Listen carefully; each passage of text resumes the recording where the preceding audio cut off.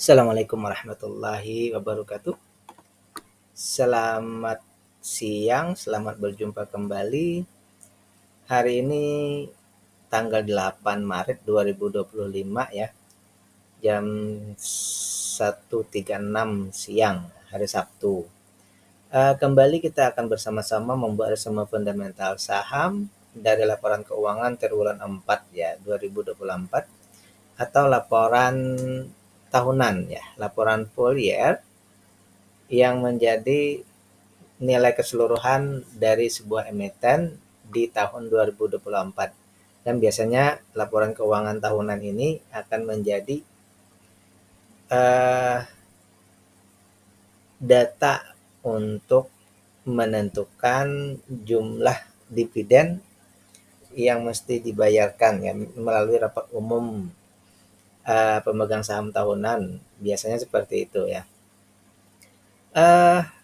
Sebelum kita lanjut, seperti biasa saya ingin menyampaikan bahwa analisa yang akan kita lakukan nanti adalah sebagai bahan pertimbangan tambahan saja ya, ataupun sebagai bahan edukasi, sehingga ini akan serta-merta menjadi bukanlah perintah untuk melakukan aksi, baik itu beli atau jual, tapi hanya sebagai bahan pembanding. Karena setiap investor itu punya cara masing-masing untuk menentukan akan melakukan aksinya, baik itu beli atau jual. Sehingga ini bukanlah bagian utama bagi Anda para investor, tetapi hanya sebagai bahan kedua, bahan ketiga ya. Kemudian pembahasan kita nanti akan didasarkan kepada 5 bidang ini, yaitu value, dividen, free cash flow, ketahanan, dan kepengendaliannya. Kita akan lihat data itu nanti untuk membuat opini akhir kita ya, apakah misalnya perusahaan ini layak untuk beli atau tidak, dan itu hanya sampai pada layak atau tidak ya, bukan pada istilahnya tepat di harga berapa, tapi hanya layak atau tidak saja ya. Kemudian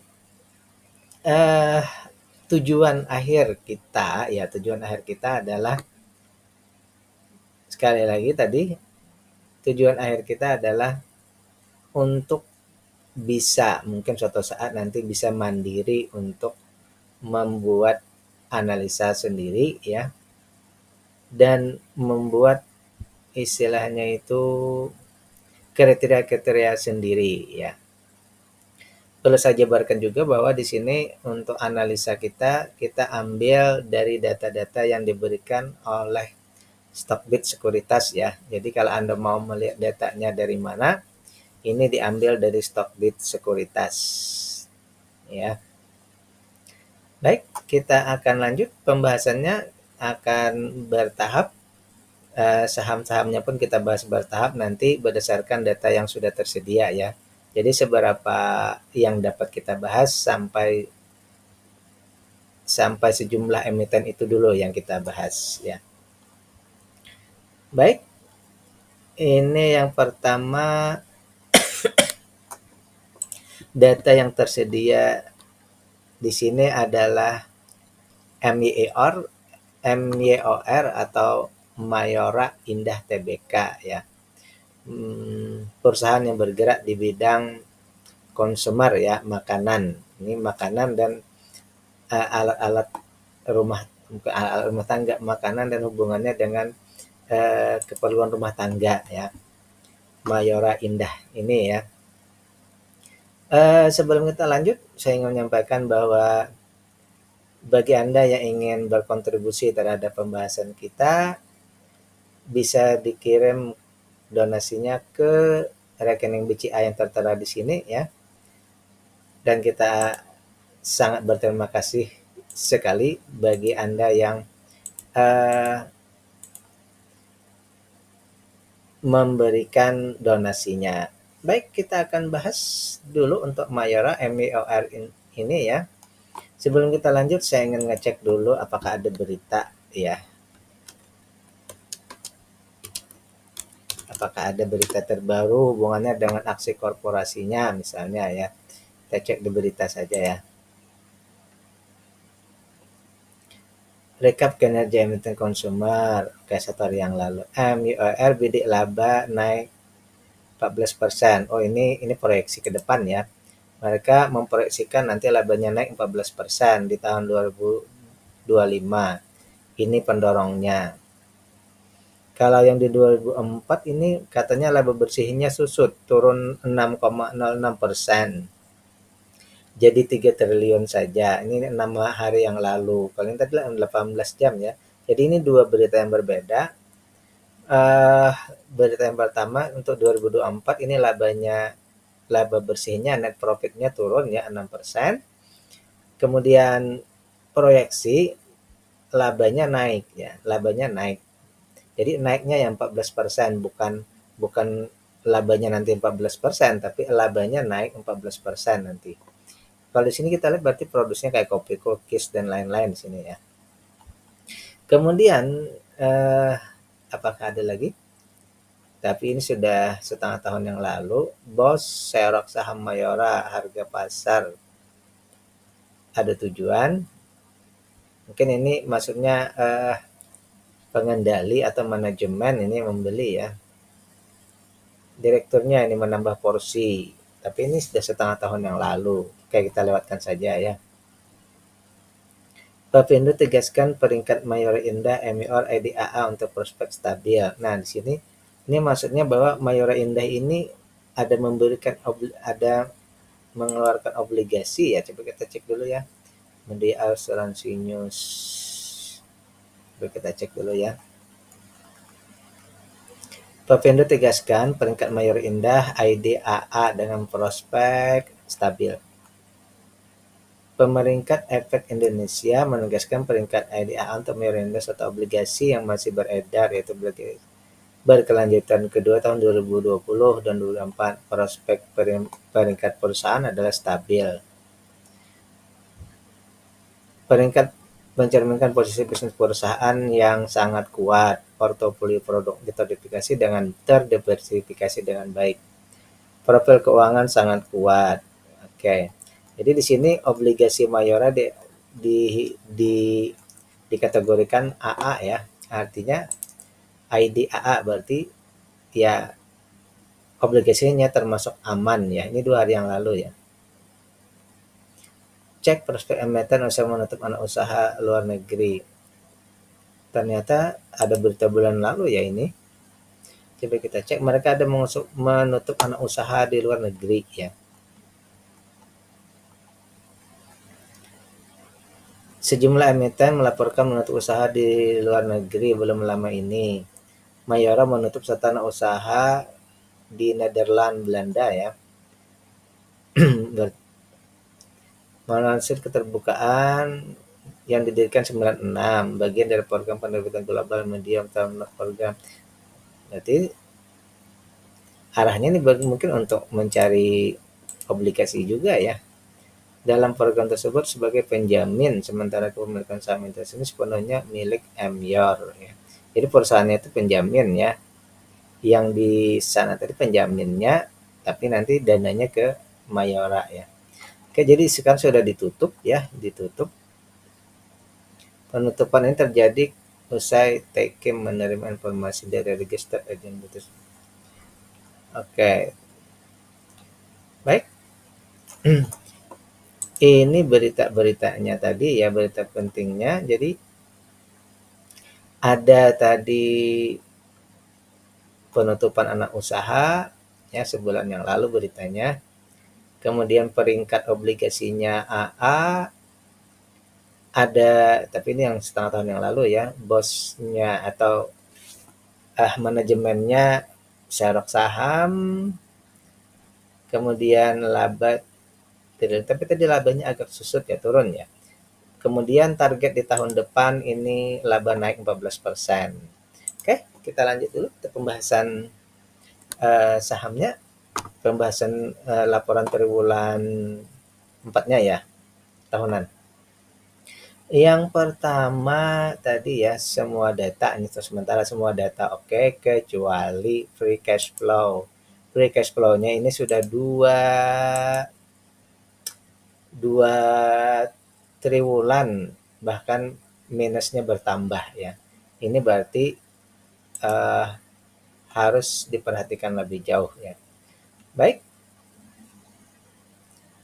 kita tadi secara umum tadi semuanya sudah oke, kecuali di sini tadi ya. Keuntungannya meningkat, tapi sorry, modalnya meningkat, keuntungannya turun, mix ya. Harga turun, aset lancar turun. Kemudian hutang bertambah, hutang kepada vendor bertambah. Jadi kesimpulan awal ya, simpulan awal tentang perusahaan ini ada penurunan kinerja. Seperti itu kalau menurut saya pribadi ya, ini ada sedikit penurunan kinerja dulu. Selanjutnya kita cek ke rasio triwulan 1 22%, TTM-nya ya, triwulan 4 17. Ada penurunan juga ya. Ada penurunan kinerja kan seperti yang terbaca tadi. Tetapi masih dalam kategori bahwa untungnya besar. Saya mengatakan sekarang ini untungnya besar ya gitu saja. Untungnya besar ya, bukan fast grower ya, untungnya besar di atas 15%. Kalau begitu berarti untuk target, proyeksi target kita tidak memakai proyeksi target lagi ya. Bahkan di sini dia sudah di atas 2,5 ya. Kan target kita 2,5. Di sini sudah PV-nya 2,8. Ya, sudah 2,8. Tapi seperti biasa bahwa yang namanya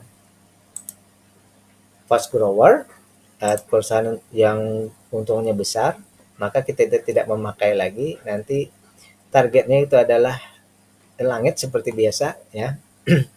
Tinggal kita melihat, artinya apa? Artinya dengan yang fast grower ini kita mengiring saja melihat keadaan ya. Tetapi tentang masuknya saja sekarang ya, tentang masuk. Untuk masuk ya, valuasi sekarang kalau di harga wajar itu 1342 ya. Harga sekarang 2120 berarti sudah di atas harga wajar ya. Di atasnya berapa? Sekarang kita cek. Sorry. Sekarang di atasnya berapa? Sekarang di atasnya sudah 58% lebih mahal, di atas daripada harga wajar, di atas harga beli kita ya. Jadi valuasinya yang mahal ya. Satu. Kemudian penyokongnya. Sekarang ini lihat penyokongnya ya. Untuk penyokongnya di tahun 2023 itu pembagian dividen 55, keuntungannya 112, kita dapat 48%. Dapat 48% ya. Sehingga kita anggap saja, kita jadikan dulu ini di triwulan di tahun ini kita jadikan dasar untuk penentuan dividen. Dari 134,19 ini nanti proyeksinya akan dapat 65-an ya. 66 setara dengan 3,10%. Jadi dividennya sudah memenuhi kriteria 48%, tetapi untuk proyeksi kita nanti dividen yield-nya itu 5% masih belum memenuhi ya. Ya, untuk proyeksi kita dividen yield-nya 5% ini belum memenuhi ya. Nanti kita bahas lebih jauh. Kemudian untuk ketahanan perusahaan ini tadi yang paling concern kita, yang paling besar di sini ya. Bahwa free cash flow-nya minus, dan minusnya sudah 2 bulan berturut-turut terbaca di sini ya. Kita tidak tahu di bulan sebelumnya ya. Yang jelas ini 2 bulan dia minus ya. Bahkan minusnya bertambah. Untuk aset lancar dan lain-lainnya ini tidak ada masalah ya. Oke. Jadi kita buat dulu kesimpulan umum. Perusahaannya bagus. Kemungkinan untuk bangkrut di waktu-waktu awal dekat-dekat ini tidak ada ya, kecuali hal yang luar biasa yang saat ini tidak ada ya. Kemudian perusahaan juga untung besar ya, karena tercermin dari fast grower. Kemudian yang jadi concern tadi adalah free cash flow-nya, bahwa free cash flow-nya ini minus. Ini bukan cash flow ya, bukan cash flow, free cash flow-nya yang minus. Biasanya kan ini lebih ke untuk menyiapkan bagi dividen biasanya ya. Ini minus ya. Ini jadi concern lebih jauh ya. Jadi begini ya, untuk simpulan saya pribadi dulu sementara ya. Sebelum kita lanjut ke yang lainnya, yang pertama bahwa kalau misalnya untuk yang seperti ini ya, maka untuk perusahaan fast grower ini biasanya kita menghendaki valuasi itu di wajar ya. Oleh karena itu di harga 2210 ini ya, untuk valuasi wajarnya kita menunggu harga di bawah 1342 ini. Coba kita simulasikan.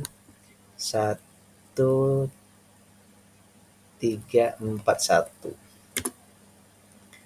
Valuasinya akan menjadi wajar ya. Nah, seperti ini yang kita harapkan minimal. Kalau misalnya ke valuasi yang murah 1074 ke bawah, 1073 ya. Kalau harganya turun ke valuasi murah ya, maka dividennya pun sudah mengikuti dia 6%.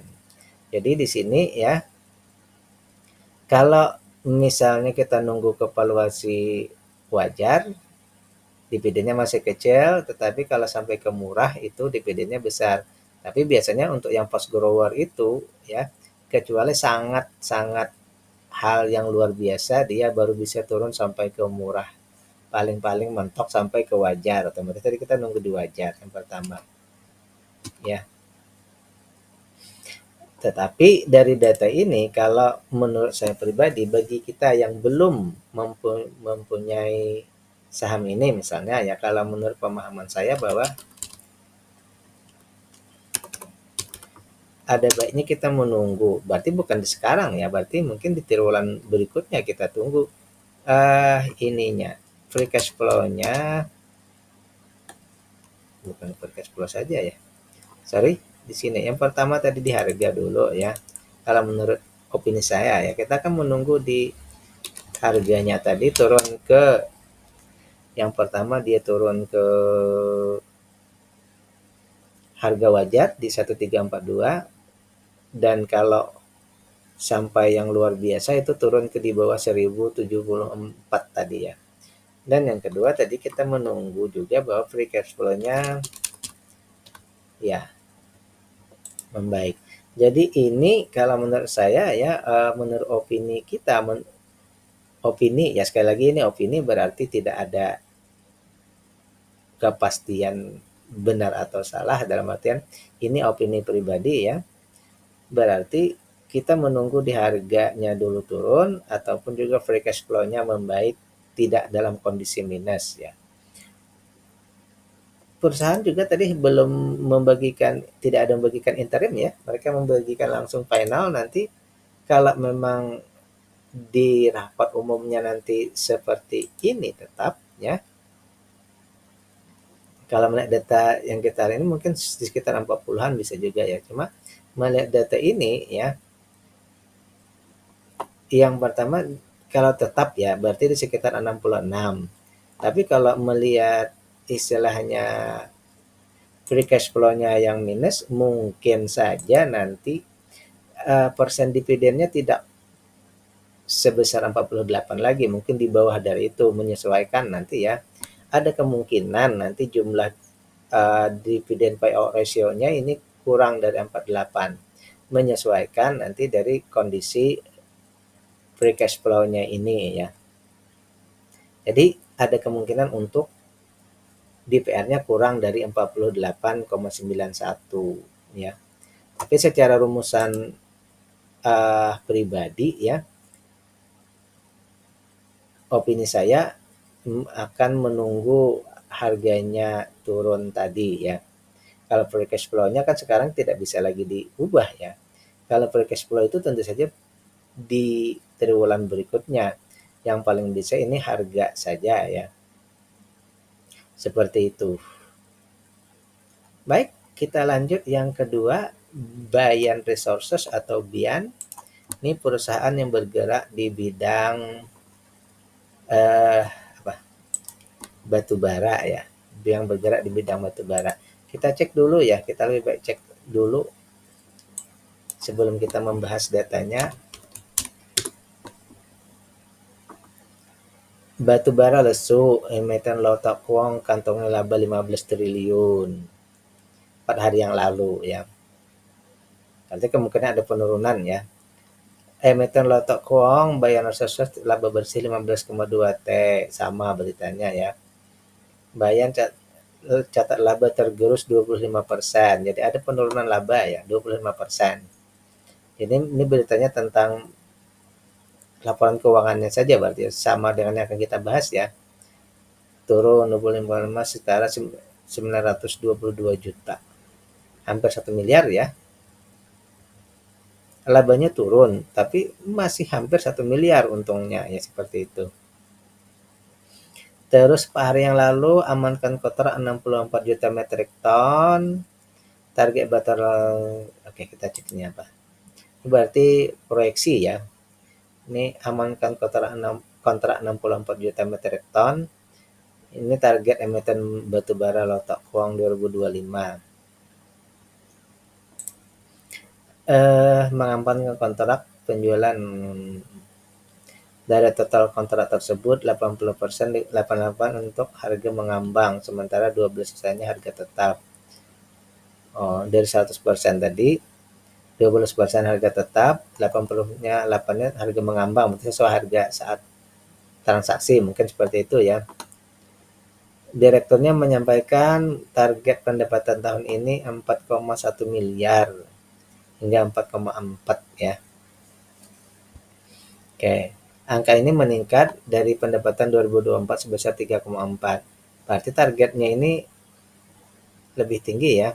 Realisasi 2024 itu hanya 3,4. Di target di tahun 2025 ini 4,1 sampai 4,4. Berarti targetnya lebih tinggi ya. Hingga ditargetkan mencapai 69 sampai 72 metrik ton, naik 56,9 juta metrik. Sementara itu volume diperkirakan meningkat jadi 70 hingga 72 metrik ton. Oke. Jadi pada intinya berarti targetnya meningkat ya. Seperti itu.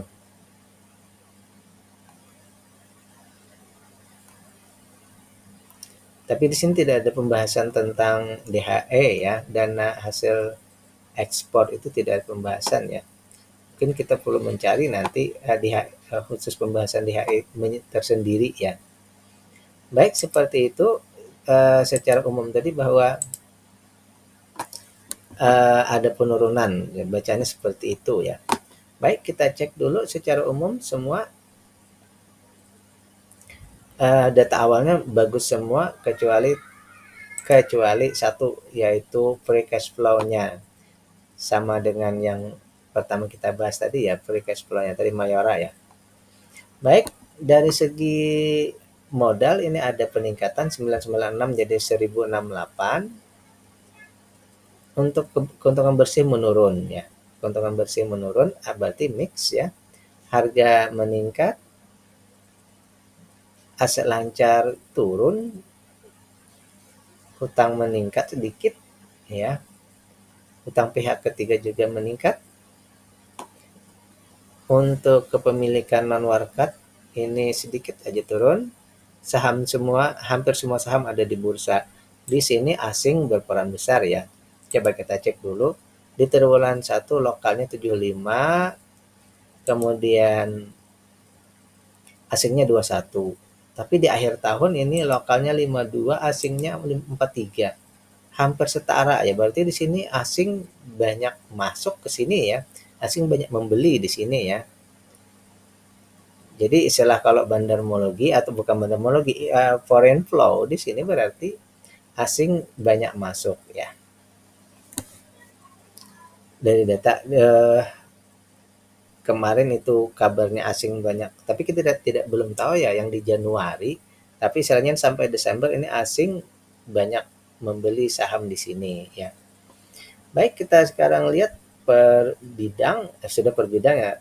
Sekarang kita lihat rasio 48 ke 41. Ada penurunan ya 7%, tetapi tetap dia untungnya sangat besar. Ini bahkan untung bersihnya saja separuh ya. Hampir separuh dari modal untung bersihnya. Ini termasuk sangat besar ya. 447 dari 1068. Jadi 41%. Dia termasuk untungnya sangat besar ya. Jarang-jarang ada perusahaan yang untung sampai sebesar itu ya. Yang pertama. Yang kedua, berarti karena dia fast grower, untuk ini berarti kita tidak menetapkan ya, kita tidak menetapkan berapa targetnya ya. Mengiring saja lagi sejauh perkembangannya. Jadi tidak 2671 ya, PBB 2,5-nya kan 2671, sekarang saja sudah 19 ribuan, berarti PBB-nya 18,51. Kita tidak bisa menjadikannya sebagai landasan lagi ya. Nah, sekarang tinggal apakah saat ini saatnya masuk atau tidak ya, seperti itu. Nah, maksimal beli seharusnya untuk perusahaan ini adalah di 4 ribuan, 4 ribuan saja ya. Sementara harga sekarang sudah 19 ribuan. Simpulannya apa? Perusahaan ini harganya mahal, valuasinya mahal, berarti karena satu, investor menganggap bahwa perusahaan ini memang bagus dan perlu dihargai tinggi. Itu yang pertama ya. Atau mungkin bisa saja ya seperti itu dulu lah. Untuk asumsi lainnya kita tidak sebut saja, seperti ini dulu ya. Jadi kalau kita mau hitung ya, kalau misalnya kita mau menghitung sekarang, berarti kalau kita beli sekarang kita harus menambah modal 3 kali lipat dan seharusnya yang seharusnya hanya 4 ribuan maksimal kita beli, kalau beli sekarang di 19 ribuan, berarti ini sudah terlalu sangat mahal untuk dibeli ya, karena modal kita harus berkali-kali lipat. Nah, kemudian untuk target tidak ada masalah ya, kita tidak lihat, cuma untuk masuk saja sudah kemahalan. Sekarang kita mau lihat dari segi dividen ya, dalam artian penyokongnya, apakah ini nanti di penyokongnya ini mencukupi ya. Baik, sekarang kita lihat di tahun lalu 2023 ya, 573 dibagikan 378 setara 65,19. Nah, 91. Berarti ini dividen payout ratio-nya sudah sangat memenuhi kriteria ya. Sangat besar ya. 65% ini kriteria yang sangat bagus ya. Artinya 2/3 dibagi, sepertiganya untuk pengembangan. Namun karena harganya tadi sudah sangat tinggi ya, otomatis dividen payout ratio-nya hanya 1%. Jadi di sini dividennya kecil. Tapi simpulannya bagaimana?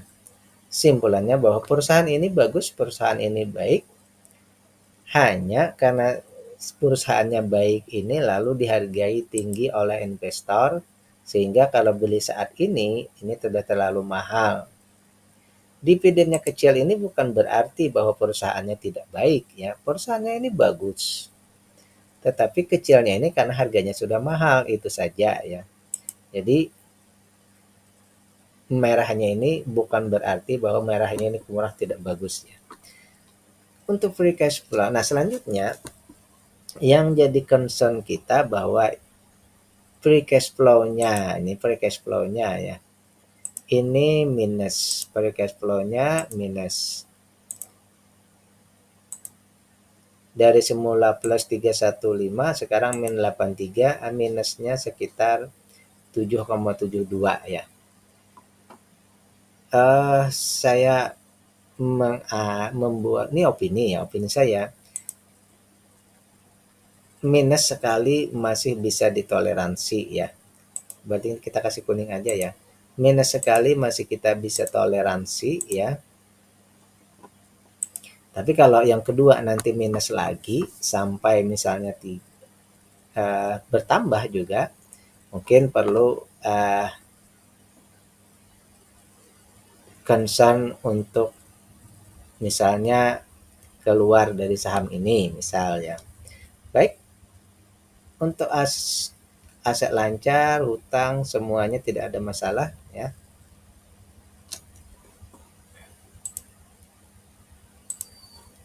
Kemudian kecuali untuk sahamnya ini semuanya ada di bursa, karena mungkin pertama asalnya perusahaan ini adalah pemiliknya orang asing ya. Pak Lau Tok Kuang itu kan asalnya orang Malaysia kalau tidak salah ya, atau Singapura ya. Sekarang memang sudah mendapat kewarganegaraan, otomatis biasanya semua sahamnya itu harus ada di bursa. Kalau menurut pemahaman saya ya. Nah, baik, dari data ini ya, kalau menurut saya pribadi, ini menurut saya pribadi ya, artinya opini ini bukan sebuah kesimpulan mutlak, ini opini ya, bahwa perusahaannya bagus, perusahaannya baik, untungnya besar, bahkan 40%, ini sangat luar biasa, meskipun penurunan keuntungan ya, tetapi masih dalam kategori yang luar biasa.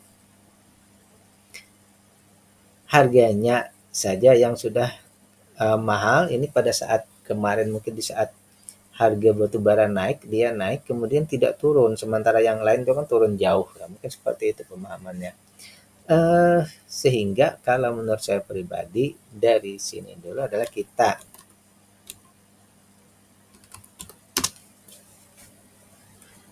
minimal ke valuasi wajar. Wajarnya berapa? Di 4 ribuan ya, di 4 ribuan.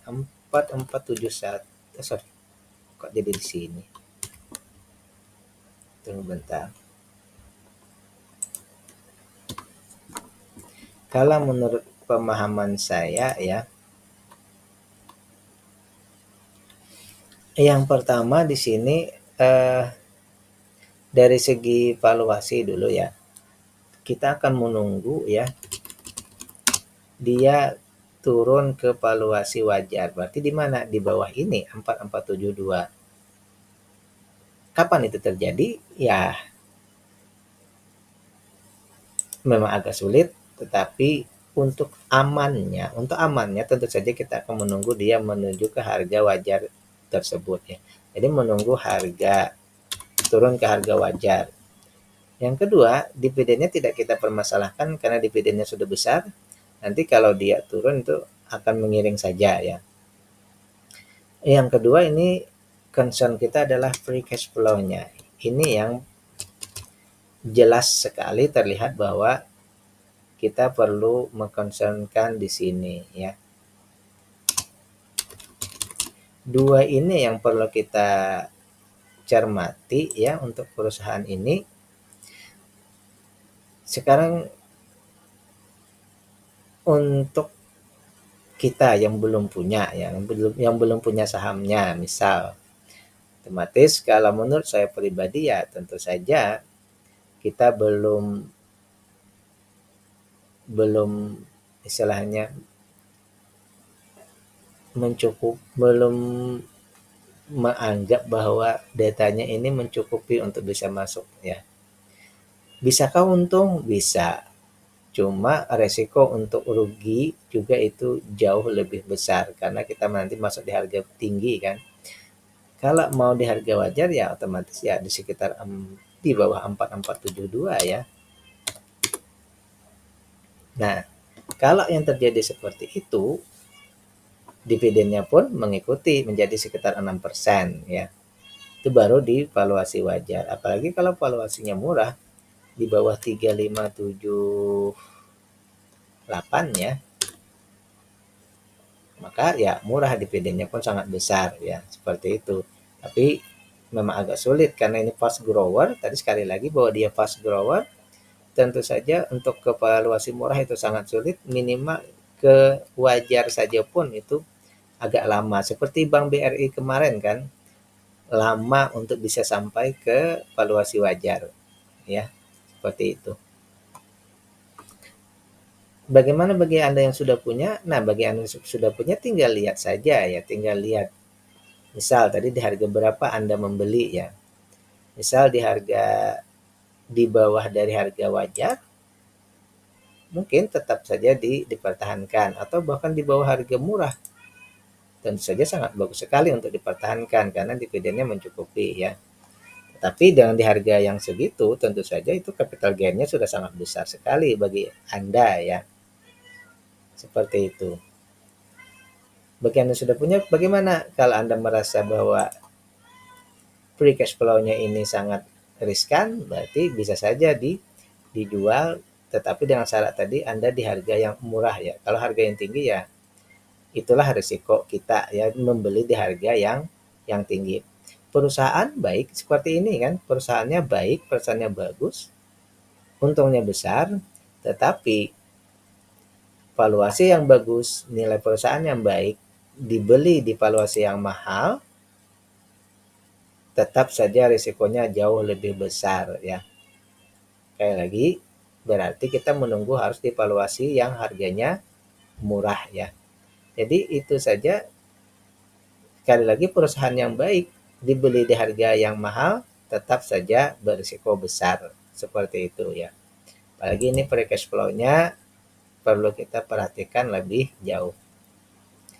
Terakhir yang ketiga, ini juga sahamnya ada hubungannya dengan batu bara, Golden Energy Mines atau GEMS TBK ya. Baik, sebelum kita lanjut saya sudah membuat playlist yang saya letakkan di linknya di deskripsi, jadi nanti silahkan Anda klik di situ untuk mendapatkan saham-saham yang sudah saya bahas di waktu-waktu sebelumnya ya. Jadi sehingga Anda bisa mendapatkannya, mungkin ada yang terlewat, ada yang sudah dibahas ya. Jadi seperti itu ya. Baik, kita cek dulu di sini untuk dividen ya. Baik. Oke. Golden Energy Mines atau GEMS. Kita cek dulu juga beritanya ya. Ada hal apa ya di GEMS. Ini grup Sinarmas ya, laba bersihnya 7,6 triliun. Laba bersihnya 473 juta. Emiten real dividen sahamnya balik ke 10.000. Nanti kita cek. Sama beritanya ya, ini baru beritanya ya. Kalau di Desember tadi suntik modal anak usaha ya. Berarti memberikan modal ya. Mungkin itu namanya transaksi apa ya? Transaksi lupa namanya.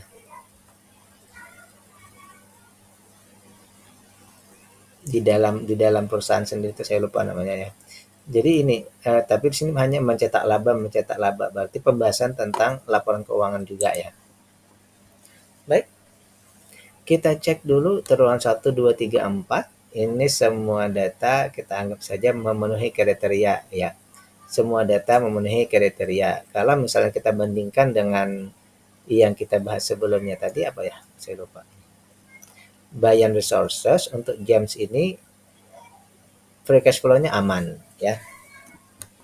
Baik, yang pertama dari segi nilai buku terjadi penurunan ya. Modalnya menurun, keuntungannya meningkat. Mix juga, tapi yang tadi terbalik ya. Untuk harga ini fluktuatif ya. Naik kemudian turun cepat. Kemudian aset lancar turun, hutang naik.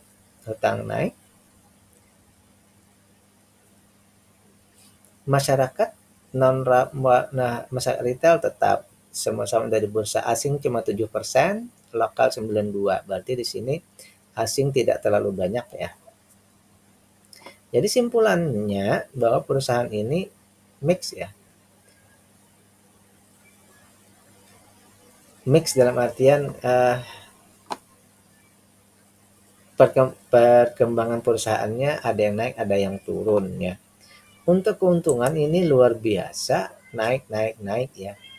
Semula 55%, 67 jadi 72. Untungnya 3/4 dari modal untungnya. Sangat luar biasa sekali. Keuntungannya 1.300 ya. Sementara modalnya 1.700. Ini sangat efektif perusahaannya ya. Sangat efisien juga ya, seperti itu.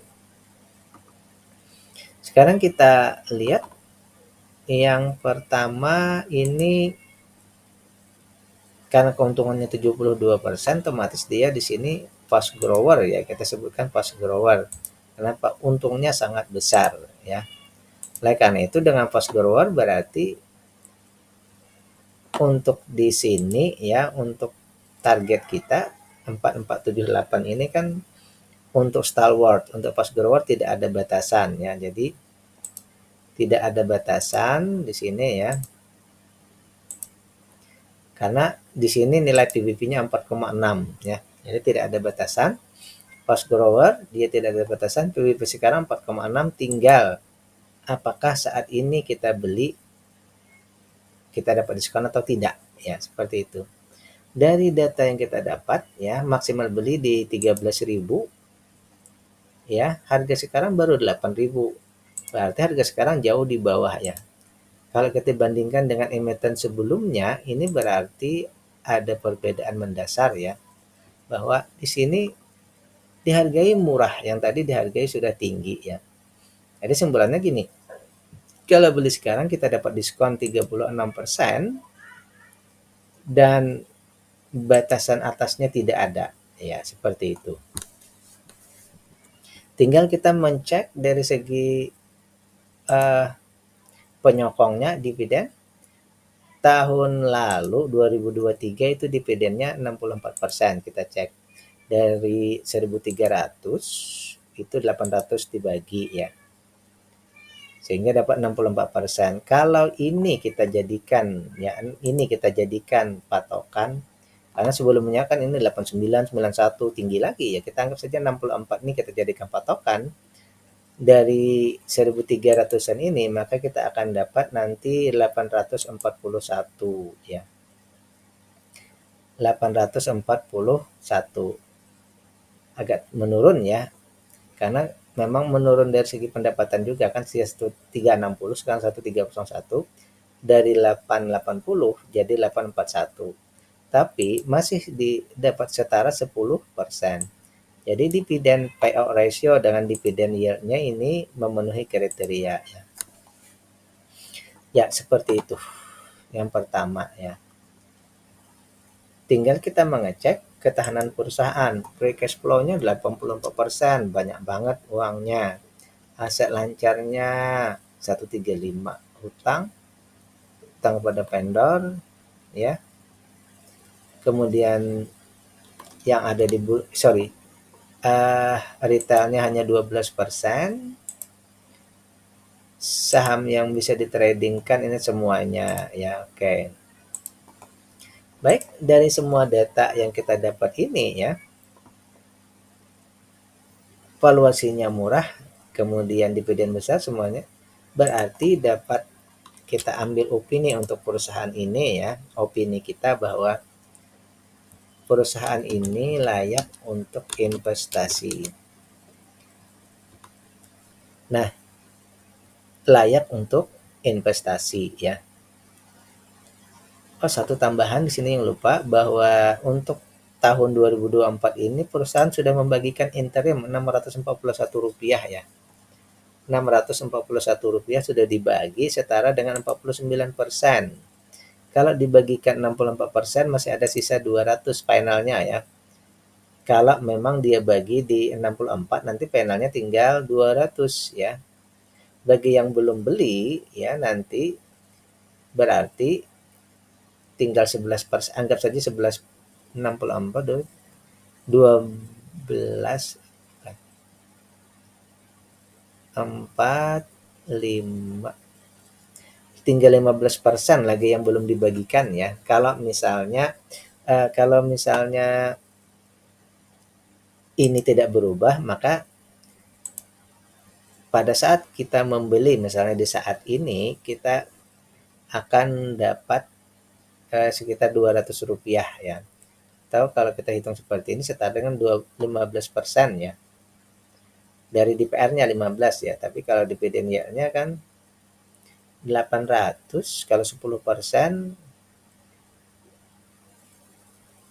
80, 4, 2, 3, hampir 3%, hampir 4% ya, sisanya hampir 4%-an ya, mungkin seperti itu.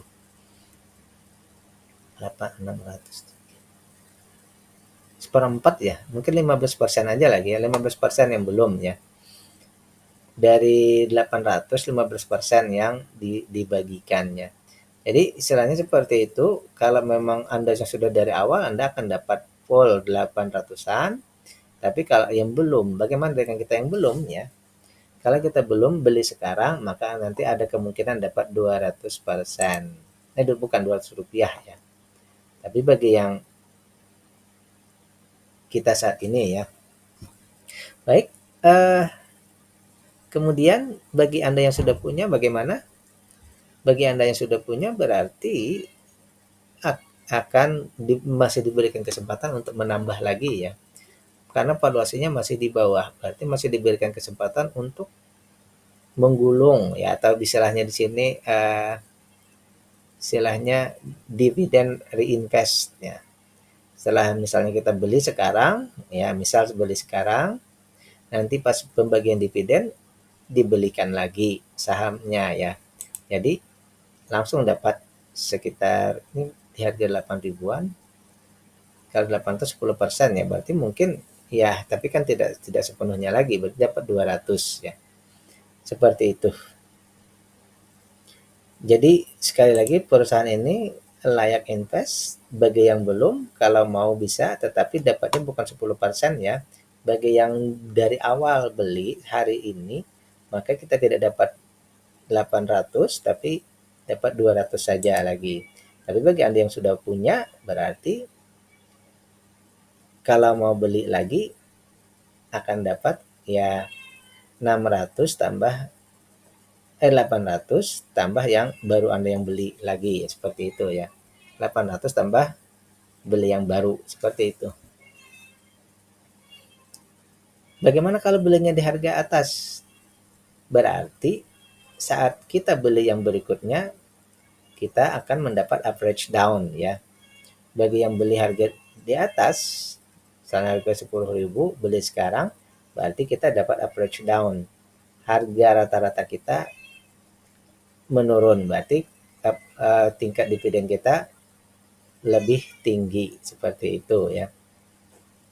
Oke, ini untuk James. Saya tambahkan lagi bahwa pembahasan kita ini adalah dalam artian bottom up ya. Artinya apa? Kita membahas per satu bidang, satu emiten. Kemudian kita ambil simpulan untuk kita lihat ke atasnya ya. Jadi simpulannya di sini bahwa pembahasan kita bukan bottom up tapi bukan top down tapi bottom up. Jadi kita hanya membahas satu persatu per bidang ya. Tidak melihat kondisi pasar seperti apa, tidak berusaha untuk melihat perkembangan teknologi seperti apa, tapi kita hanya melihat perusahaan itu sendiri. Karena yang seperti kita pahami bahwa perusahaan baik suatu saat dia akan menuju ke kebaikannya itu sendiri ya. Oke, demikian pembahasan kita untuk hari ini ya. 3 saham tadi, Mayora, Bayan Resources, dan GEMS atau GEMS ya. Sekali lagi ini bukan perintah untuk melakukan aksi beli atau jual, ini hanyalah bahan pertimbangan tambahan. Karena setiap investor itu punya cara masing-masing. Ini untuk edukasi. Billahi taufiq wal hidayah. Assalamualaikum warahmatullahi wabarakatuh.